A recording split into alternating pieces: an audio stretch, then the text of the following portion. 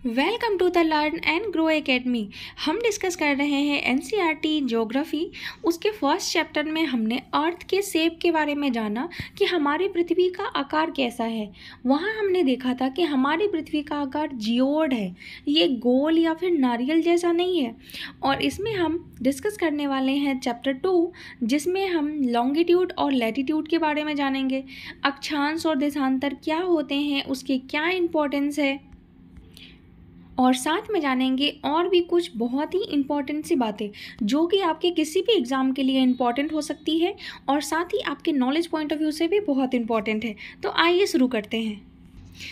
Geography के first chapter में हमने देखा था कि हमारी जो पृथ्वी है वो गोलाकार नहीं है, वो नॉर्थ और साउथ जो हमारा पोल है वहाँ पे थोड़ी सी चपटी हुई है और बीच में थोड़ी सी उभरी हुई है। इसी वजह से इसे जियोड शेप कहा जाता है।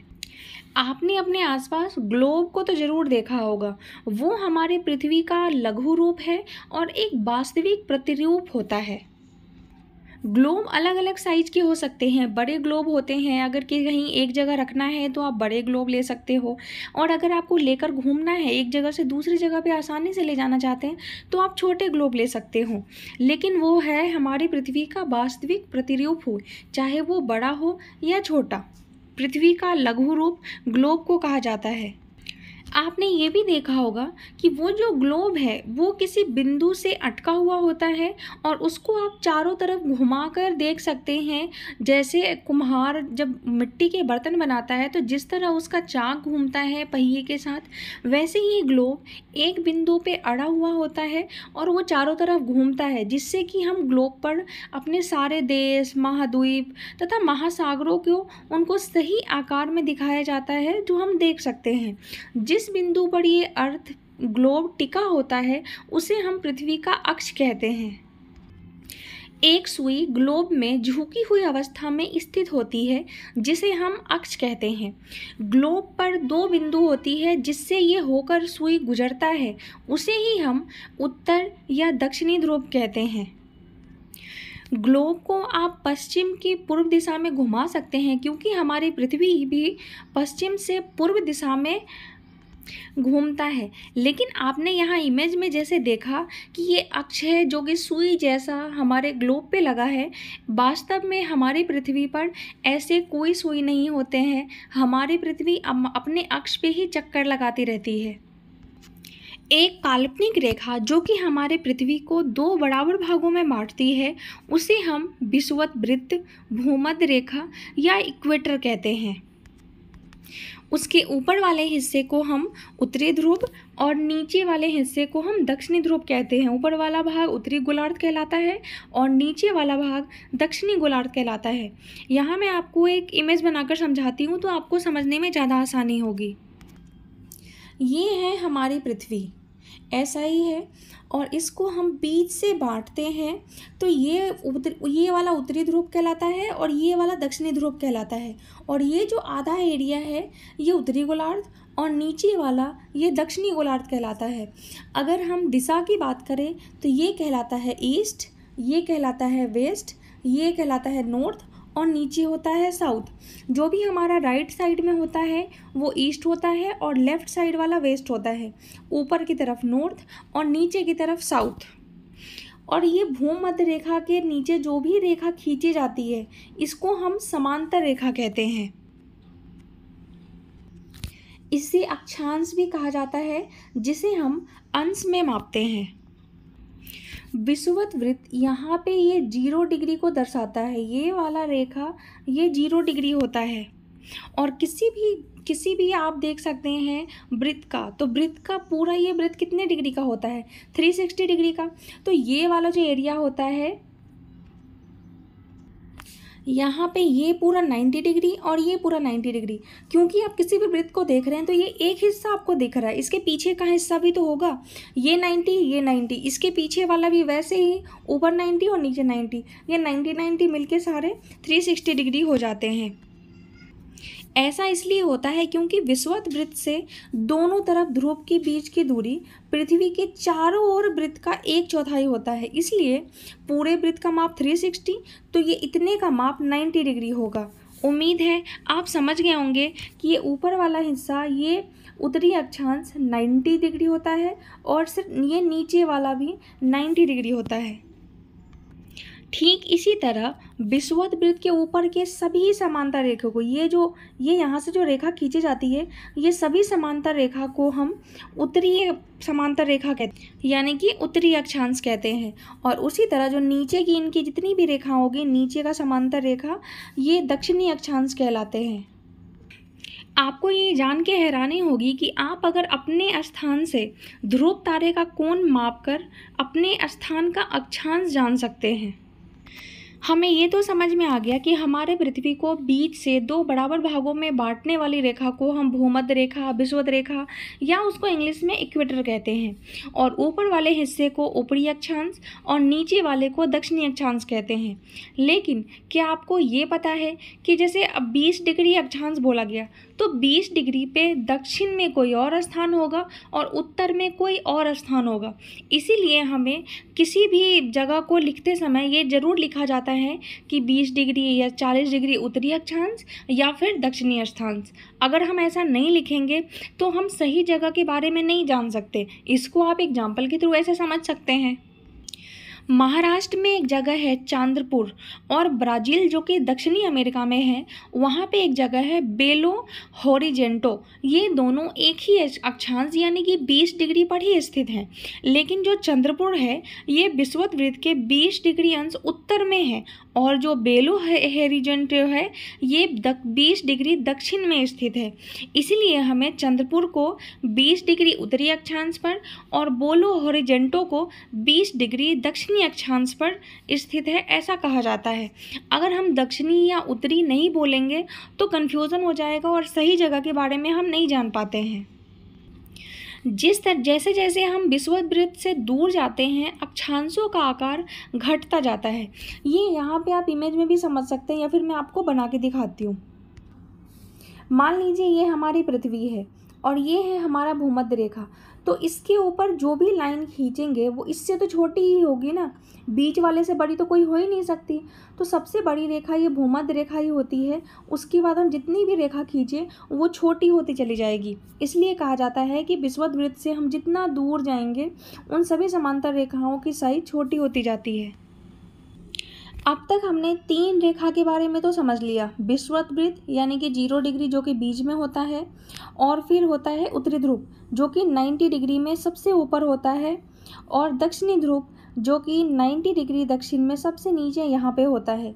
इसके अलावा भी 4 और समांतर रेखा होते हैं जो कि इम्पॉर्टेंट होता है, और उसके बारे में भी हमें जानना चाहिए। यहाँ पे 0 डिग्री, यहाँ पे 90 डिग्री उत्तर और यहाँ 90 डिग्री दक्षिण। उसके बीच में यहाँ पे उत्तरी ध्रुव में, उत्तरी गोलार्ध में 23.5 डिग्री पे होती है कर्क रेखा, और उसी तरह दक्षिणी गोलार्ध में 23.5 डिग्री पे होती है मकर रेखा। और इन दोनों के बीच के क्षेत्र को हम उष्णकटिबंध कहा जाता है। इसको हम उष्णकटिबंध कहते हैं क्योंकि यहाँ पे सूर्य ठीक बीच में चमकता है। यहाँ पर सूर्य की रोशनी सीधी होती है। उसी तरह उत्तरी ध्रुव पे, उत्तरी अक्षांश में यहाँ पे होता है 66.5 डिग्री पे उत्तरी ध्रुव वृत्त, और दक्षिणी ध्रुव वृत्त होता है दक्षिणी गोलार्ध में 66.5 डिग्री पे। और इसके बीच का जो यानी कि कर्क रेखा से लेके 23.5 डिग्री से लेके 66.5 डिग्री का जो बीच का क्षेत्र होता है, इसको हम शीतोष्ण कटिबंध कहते हैं, उत्तरी शीतोष्ण। और अगर दक्षिणी गोलार्ध में होगा तो दक्षिणी शीतोष्ण कहते हैं। और जो ऊपर वाला ये हिस्सा होता है 66.5 डिग्री से लेकर 90 डिग्री तक, इसको हम शीत कटिबंध कहते हैं। यहाँ है सूर्य, ठीक है, ऐसे मान लो आप सूर्य है, सूर्य की रोशनी यहाँ सीधी पड़ी तो यहाँ गर्मी ज़्यादा होगी, तो ये हो गया उष्ण कटिबंध। और ठीक यहाँ वाले इलाके में तिरछी सूर्य की रोशनी पड़ेगी तो यहाँ पे थोड़ी ठंडी भी होगी और थोड़ी गर्मी भी होगी, तो शीत और उष्ण दोनों को मिलाकर हो जाता है शीतोष्ण। वैसे ही यहाँ पे दक्षिणी वाले गोलार्ध में भी ऐसा ही होगा, बिल्कुल भी यहाँ पे भी शीतोष्ण हो जाएगा। लेकिन ये जो 66.5 डिग्री से 90 डिग्री वाला जगह होता है, यहाँ पे सूर्य की रोशनी पहुँच ही नहीं पाती है, तो ये बहुत ही ठंडा इलाका होता है, इसलिए इसको शीत कटिबंध कहते हैं। उत्तरी ध्रुव और दक्षिणी ध्रुव दोनों में ही बिल्कुल एक जैसा होता है। अगर आपने सिर्फ एक ध्रुव का भी याद कर लिया, एक गोलार्ध का भी, तो दूसरी गोलार्ध का भी आपको इजीली याद हो जाएगा। रटने से कभी भी कोई चीज़ याद नहीं होती है, अगर आप इसको समझ के याद करेंगे तो आपको ज़्यादा आसानी से याद हो जाएगा। कर्क रेखा जो कि उत्तरी गोलार्ध में है और मकर रेखा जो कि दक्षिणी गोलार्ध में होता है, इन दोनों के बीच सभी अक्षांशों पर सूर्य वर्ष में एक बार दोपहर में ठीक सिर के ऊपर होता है, इसलिए यह क्षेत्र सबसे अधिक ऊष्मा वाला होता है और इसे उष्णकटिबंध कहा जाता है। कर्क रेखा तथा मकर रेखा के बाद भी किसी अक्षांश पर दोपहर में सूर्य कभी भी सिर के ऊपर नहीं होता है, यानी कि सूर्य कभी भी जो कर्क रेखा और मकर रेखा है उन्हीं के बीच ठीक ऊपर चमकता है, बाकी और कहीं पे भी ऊपर नहीं चमकता है। वहाँ पे जो बीच वाला एरिया होता है जो कि शीतोष्ण कटिबंध का है, वहाँ पे सूर्य की किरणें तिरछी होती है। उत्तरी गोलार्ध में कर्क रेखा और दक्षिणी गोलार्ध में मकर रेखा, इसके बीच वाले क्षेत्र पे तापमान भी बीच का ही रहता है, इसलिए इसको शीतोष्ण कटिबंध कहा जाता है। उत्तरी गोलार्ध में उत्तर ध्रुव या उत्तरी ध्रुव तथा दक्षिणी गोलार्ध में दक्षिणी ध्रुव पे सूर्य की रोशनी बिल्कुल भी नहीं पहुंच पाती है, इसलिए वहाँ पे बहुत ज़्यादा ठंड होता है, वहाँ पे बर्फ़ ही जमा होता है, क्योंकि यहाँ सूर्य क्षितिज से भी ज़्यादा ऊपर नहीं आ पाता, बिल्कुल ही रोशनी नहीं आ पाती है, इसलिए ये एरिया शीत कटिबंध कहलाती है। हमने अक्षांश के बारे में पढ़ लिया और अक्षांश से हमें पता लग गया कि कहाँ पे गर्मी है, सर्दी है। ये सब बातें जानने के लिए हमें अक्षांश के बारे में जानना ज़रूरी होता है। अक्षांश को ही हम हिंदी में लैटिट्यूड कहते हैं और इंग्लिश में देशांतर को लॉन्गिट्यूड कहा जाता है। अब हम जानते हैं कि देशांतर क्या होता है। तो किसी भी स्थान की स्थिति के बारे में जानने के लिए उस स्थान के अक्षांश के बारे में तो पता होना चाहिए, उससे तो हमें पता लगेगा कि वहाँ का मौसम कैसा है, लेकिन उसके अलावा भी वहाँ के देशांतर के बारे में भी पता होना चाहिए। ऐसा क्यों, वो हम आगे जानेंगे। प्रशांत महासागर में स्थित टोंगा द्वीप एवं हिंद महासागर में स्थित मॉरिशस द्वीप, ये एक ही अक्षांश यानी कि 20 डिग्री दक्षिण पर ही हैं, लेकिन फिर भी उनका सही स्थिति जानने के लिए हमें यह पता करना होगा कि उत्तरी ध्रुव को दक्षिणी ध्रुव से जोड़ने वाली संदर्भ रेखा से पूर्व या पश्चिम की ओर इन स्थानों की दूरी कितनी है। इन्हीं संदर्भ रेखाओं को हमने अभी अक्षांश के बारे में पढ़ा और अभी हम देशांतर के बारे में पढ़ रहे हैं। आपको इन दोनों में कन्फ्यूज़न ना हो इसलिए मैं एक बार और रिपीट कर देती हूँ। जैसे ये है हमारा अर्थ और ये लाइन जाती है, ये होता है भूमध्य रेखा या इक्वेटर या विषुववृत्त, कुछ भी कह लो आप इसको, और इससे ऊपर की जो भी रेखा होती है वो इससे छोटी होती है और ऊपर जाते जाते ऐसे ये उत्तरी गोलार्ध में है तो उत्तरी अक्षांश और दक्षिणी गोलार्ध में है तो दक्षिणी अक्षांश कहलाएगा। ये तो हुई हमारी अक्षांश की बात यानी कि लैटिट्यूड। अब हम लॉन्गिट्यूड के बारे में जानते हैं कि लॉन्गिट्यूड क्या होता है। हिंदी में इसको याद रखना थोड़ा सा मुश्किल होता है, तो आप इसको इंग्लिश में ही अगर याद रखें तो ज़्यादा बेटर है। लैटिट्यूड मतलब लेटा हुआ तो वो अक्षांश हो गया, और लॉन्गिट्यूड मतलब नाम से ही लग रहा है ना लंबा सा खड़ा हुआ, तो वो लॉन्गिट्यूड होता है। इसको ही हम देशांतर कहते हैं। देशांतर कुछ इस तरह से होता है। आपने अभी पढ़ा था कि अक्षांशों की जो लंबाई होती है, उनकी जो समांतर रेखा है उनकी लंबाई ध्रुवों के पास जाती है जब, तो वो घटती जाती है, मगर देशांतर में ऐसा नहीं होता है। इन सभी की लंबाई बिल्कुल एक समान होती है और इनके बीच की दूरी को हम देशांतर के अंशों में मापते हैं। फिर प्रत्येक को मिनट में और मिनट को भी सेकंड में विभाजित किया जाता है और ध्रुवों पे आके सभी की बीच की जो दूरी होती है वो बिल्कुल जीरो हो जाती है, बिल्कुल शून्य हो जाती है। ये अर्धवृत्त है और यहाँ पे सभी देशांतर ध्रुवों पे इनके बीच की दूरी शून्य हो जाती है। सभी लॉन्गिट्यूड का लंबाई समान होने के कारण इन्हें सिर्फ संख्याओं में व्यक्त करना कठिन था। तभी सभी देशों ने निश्चित किया कि ग्रीनिच, जहां ब्रिटिश राजकीय वेधशाला है, वहां से गुजरने वाली यामोत्तर से पूर्व और पश्चिम की ओर गिनती शुरू की जाए और इस यामोत्तर को ही प्रमुख यामोत्तर कहते हैं और इसका मान 0 डिग्री देशांतर होता है। यहाँ से हम 180 डिग्री पूर्व या 180 डिग्री पश्चिम तक गणना करते हैं। क्योंकि पूरा वृत्त 360 डिग्री का होता है, इसको हमने 180 और 180 दोनों ईस्ट और वेस्ट में डिवाइड कर लिया था। प्रमुख यामोत्तर यानी कि 0 डिग्री यामोत्तर तथा 180 डिग्री यामोत्तर मिलकर पृथ्वी को 2 समान भागों में पूर्वी गोलार्ध और पश्चिमी गोलार्ध में विभक्त करती है। इसीलिए किसी स्थान के देशांतर के आगे पूर्व यानी कि शॉर्ट में पो लिखा जाता है तथा पश्चिम के लिए पौ लिखा जाता है। आपके लिए यह जानना रोचक होगा कि 180 डिग्री पूर्व और 180 डिग्री पश्चिम यामोत्तर एक ही रेखा पर स्थित है। अक्षांश और देशांतर को पढ़ने के ये फायदे होते हैं कि अगर आपको किसी भी जगह का उसके अक्षांश और देशांतर के बारे में सही जानकारी हो तो ग्लोब पर आप उस स्थान को बिल्कुल आसानी से पता लगा सकते हैं। जैसे कि एग्जाम्पल के लिए असम में एक ध्रुवीय स्थान है जो कि 26 डिग्री उत्तर अक्षांश तथा 90 डिग्री पूर्व देशांतर में स्थित है। तो उसको देखने के लिए आप यहाँ देख सकते हैं कि 20 से 40 के बीच यहीं पे कहीं होगा 26 डिग्री। ये 26 डिग्री अक्षांश हो गया। यहाँ पे 20 से 40 के बीच यहीं कहीं होगा 26 डिग्री उत्तरी अक्षांश और इधर पूर्व कह रहा है 90 डिग्री। तो ये देखो पश्चिम आप इधर है ना 30, 60 फिर 90 होगा। उसी तरह राइट साइड में इधर 30 डिग्री पूरब फिर 60 डिग्री पूरब, तो 90 डिग्री पूरब यहीं कहीं होगा। तो ये 26 डिग्री और यहाँ पे ये 90 डिग्री जहाँ पे ये मिलेगा वो असम के धुबरी का सही स्थान होगा। ग्लोब पे हमें पता लग जाएगा कि ये जगह यहाँ पे है। अब इसको हम मैप पे देखने की और समझने की कोशिश करते हैं कि क्या है ग्रीनिच, कहाँ से खींचा गया, ईस्ट वेस्ट क्या कह रहे हैं, सब समझ में आ जाएगा आपको। तो ये देखो आप, ये बिल्कुल बीच का जो ये एरिया है ये है ग्रीनिच। सबसे इम्पॉर्टेंट बात कि इस ग्रीनिच की ज़रूरत क्यों पड़ी, तो कोई भी देश अपना समय किस तरह देखेगा, उनके देश में क्या टाइम हो रहा है, यही सही जानने के लिए ही हमें इस ग्रीनिच लाइन की ज़रूरत पड़ी थी। और इसी से सभी अपने अपने देश जैसे जैसे वो ईस्ट में जाएगा वो प्लस होता जाएगा और जैसे जैसे वो वेस्ट में आएगा वो माइनस होता जाएगा। भारत का समय प्लस 5.5 डिग्री है जो कि आप यहाँ पे देख सकते हैं। यहाँ है हमारा प्यारा भारत, यहाँ देखो आप प्लस 5.5 लिखा हुआ है ना, 5.5 घंटे। उसी तरह चीन का प्लस 8 घंटे होता है, मतलब हमारे टाइम से भी 2.5 घंटे ज़्यादा टाइम चलता है। अगर हमारे यहाँ 12 बज रहे होंगे तो चीन में 2:30 बज रहे होंगे।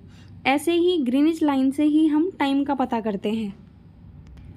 समय को मापने के लिए और भी कुछ साधन हैं, जिसमें से सबसे अच्छा साधन पृथ्वी, चंद्रमा एवं ग्रहों की गति है। सूर्योदय या एवं सूर्यास्त प्रतिदिन होता है, डेली ही सूर्य उगते हैं और डूबते हैं। अतः स्वाभाविक ही है कि यह पूरे विश्व में समय निर्धारण का सबसे अच्छा साधन है।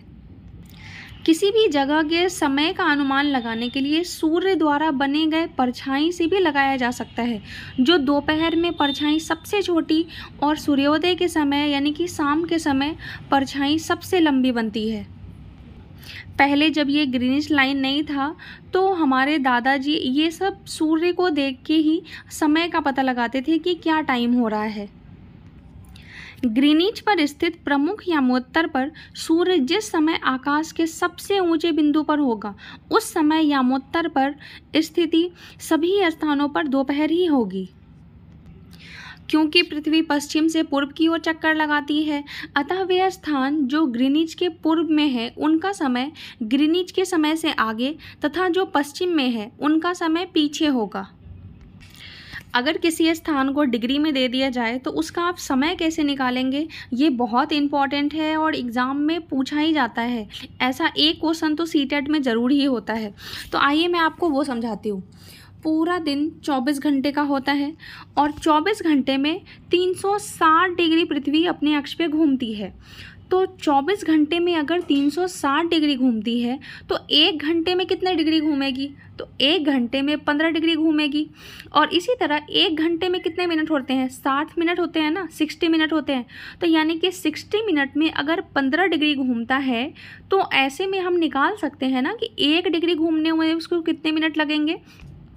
तो ऐसे अगर आप 60 डिवाइड बाई 15 करोगे तो वहाँ से निकलता है कि हमारी जो पृथ्वी है वो 4 मिनट में 1 डिग्री घूमती है। क्वेश्चन ऐसे ही पूछा जाता है कि अगर ग्रीनिच में 12 बजे हैं तो पूर्व में कितने बजेंगे और पश्चिम में कितने बजेंगे। आइए इसको समझते हैं। इसको देखने के लिए पहले ये है हमारी पृथ्वी और ये बीच से बिल्कुल है ग्रीनिच। तो मान लो कि यहाँ पे है ये 0 डिग्री, मान लो आप 0 डिग्री ही है। उसके बाद अगर इधर 15 डिग्री है तो टाइम क्या होगा पूर्व में, और पश्चिम में अगर 15 डिग्री है तो टाइम क्या होगा। तो हमने देखा था कि पृथ्वी 4 मिनट में 1 डिग्री घूमती है। तो यहाँ पे ये 15 डिग्री है तो 15 डिग्री घूमने में कितना टाइम लेगी? 1 डिग्री में 4 मिनट तो 15 डिग्री में 60 मिनट यानी कि 1 घंटा। और पूर्व में प्लस होता है और पश्चिम में माइनस होता है, यानी कि जो पश्चिम वाला एरिया होगा वहाँ पे तो बज रहे होंगे 11 और यहाँ पे बज रहे होंगे 1, क्योंकि 12 में 1 प्लस करेंगे तो 1 बज जाएंगे और 12 में से 1 माइनस होगा तो यहाँ पे 11 बज जाएंगे। उम्मीद है आपको अगर डिग्री दिया जाए तो आप वहाँ से। इसी तरह जब ग्रीनिच पर दोपहर के 12 बज रहे होंगे तो उस समय 180 डिग्री पे मध्य रात्रि होगी, उस समय रात के 12 बज रहे होंगे।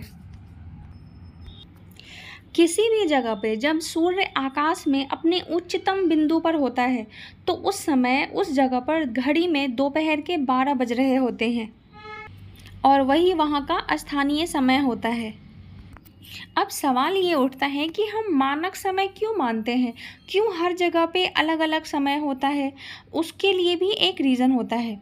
जैसे एग्जाम्पल के लिए आप ये समझ सकते हैं कि बहुत से देशांतरों से होकर गुजरने वाली रेलगाड़ियों के लिए समय सारणी तैयार करना कठिन होगा। भारत में गुजरात के द्वारका तथा असम के डिब्रूगढ़ के स्थानीय समय में लगभग 1 घंटा 45 मिनट का अंतर होगा।